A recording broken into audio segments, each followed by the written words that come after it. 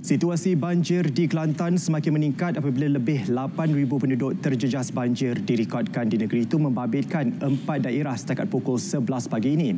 Bagi mendapatkan keadaan semasa di sana, kita bersama Amirul Hafiz Rusli di Kota Baru. Amirul, kongsikan.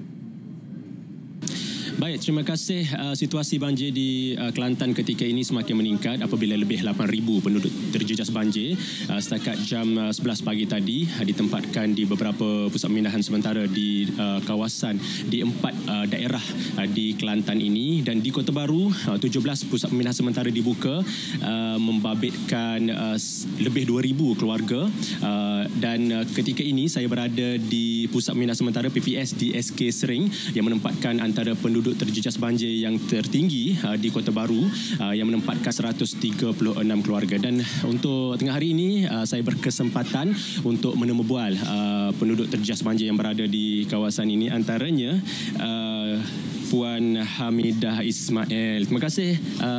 Kita panggil Acik deh. Acik, terima kasih untuk bersama kami untuk tengah hari ini. Cik, macam mana keadaan di rumah tu, Cik? Banjir. Keadaan tu dekat petih lah. Pagi ni tak tahulah. Pagi ni. Semalam lah. Kira mari sini tu bila lagi, Cik?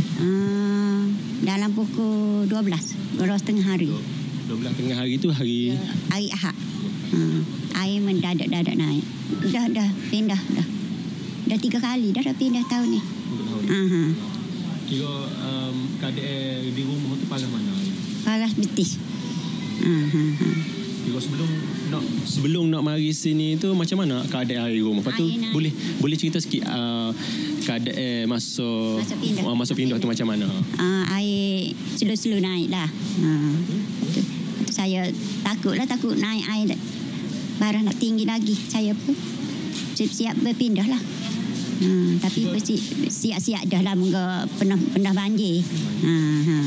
Kira di pusat pemindahan ni pindah berapa ramai orang ahli keluarga? Ahli keluarga 2 keluarga lah. 2 keluarga. Jadi Pak keluarga saya seorang. Jadi aktiviti di sini okey kan? Okey, bagus. Terbaik lah. Okey lah. Okey. Terbaik. Kira di kawasan mana kampung? Saya Pasir Tok Kambing. Saya duduk Pasir Tok Kambing. Jalan. Kawasan mana naik air? Jira-jira pun naik air juga. Jira di mana? Pasir Tok Kambing. Berapa kampung situ? 3 kampung.